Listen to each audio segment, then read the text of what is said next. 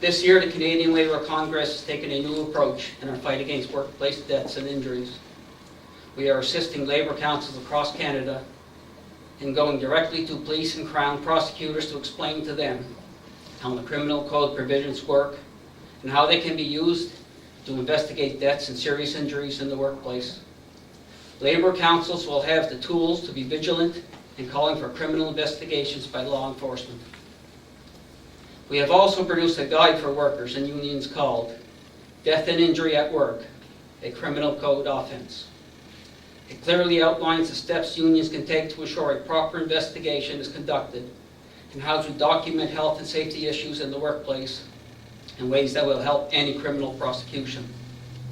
We hope that this new approach will lead to criminal prosecutions when negligence causing death and injury is uncovered. But remember again, when a worker dies on the job, their workplace is a crime scene.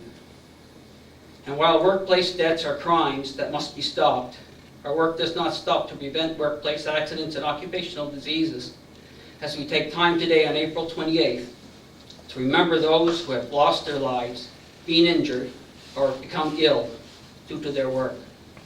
We pledge to never stop fighting to keep our workplaces safe and make sure our loved ones come home after a day of work. Thank you. Now, I'd like right now to introduce Suzanne McNeil, the Cape Breton District Labour Council. She'd like to say a few words. Suzanne? None of our loved ones should ever have to wonder whether we are going to come home from work safe or alive or whole. And that is why this particular day is so important. There are many reasons that we go to work. We go to provide for our families. We go to, practice our skills and gain some pride in our workmanship. And we go for the camaraderie of our brothers and sisters. We definitely do not go to work to die.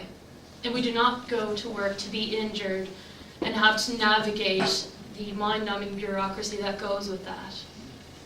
Part of our solidarity, brothers and sisters, is that we mourn for our dead, but we fight for our living as well. And part of that is pledging our solidarity with injured workers who, due to workplace accident, are unable to provide for the families in the way that they see fit. Many of our unions and the labor movement in general have won many victories in this regard. Workers' compensation wasn't always something that we could count on having.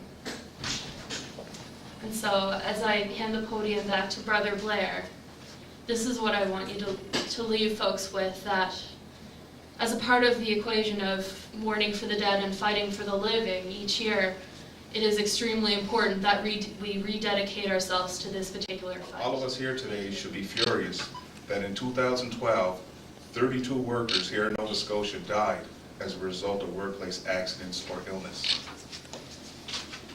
From May 1992 to the end of December 2012, 546 workers in Nova Scotia have died as a result of workplace accidents or illness. In 1984, when the Canadian Labour Congress initiated April 28th as the National Day of Mourning, we hope bringing national attention to the carnage in our workplaces will be a major factor in having governments and employers take action to put an end to the outrageous number of deaths and workplace injuries. 29 years later, little have changed. Yes, the legislation has been passed by various levels of government, and many employers have health and safety accident prevention policies on their books. But too many mothers, fathers, sisters, brothers, grandparents, friends, and co-workers are still not coming home to their families and friends. Police and prosecutors need to have a better understanding of the changes to the criminal code so they can lay charges when deaths occur in the workplace. Those responsible when a fatality takes place in the workplace must be held accountable by law. And a message has to be sent by the courts in our society that the criminal negligence causing workplace death is totally unacceptable, and they will be prosecuted. No worker should wake up in the morning wondering if today is the day I'm going to die. Sisters and brothers, I just want to let you know, a safe and healthy workplace It isn't a sweet deal. A safe and healthy workplace is a right for every worker. Other speakers. Thank you very much. Pat McKinnon, he's from Port Hawkesbury. He worked at the mill for 36 years. Prior to that, he worked in the coal mines. 20 years in safety, 26 years as a volunteer. Where do we rank in Canada? Canada should be ranked close or to the top of the worker safety in the world. Unfortunately, we're not. The countries that we're just barely above are Turkey, Korea,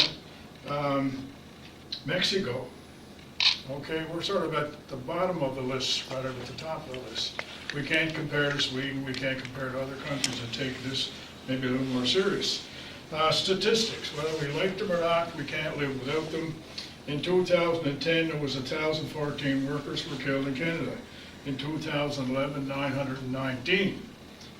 In Nova Scotia in 2012, there was 32 workers, the gentleman already said this, who were killed. If we had had 32 of our soldiers killed in Afghanistan in 1 year, there'd be a riot to get them out of Afghanistan. You know, these people don't really realize this. Among the injured workers under the age of 25, more than 50% of them were injured within the first 6 months of the job. That's a statistic that people don't realize. We all went through the 20s, and when you're 21, 22, you are going to live forever. Unfortunately, that's not the case. I'll give you an example. I mentioned I was in the fire department, rescue captain, so we were at a bunch of bad incidents. We got a call one time to a man fell in a hole in Point Tupper. And we got over to Point Tupper, this is in February in cold weather. The man fell in a hole in Point Tupper on a barge that was in the middle of the strait in Point Tupper. So we get out to the barge, and there's 3 people on the barge. There's 2 men in their 40s and one young fellow that's 21. They decided that the barge was listing a little bit, so they better open a hatch to go down and check it. The hatch was 17 3/4 inches square, so they took the bolts off, lift the cover up.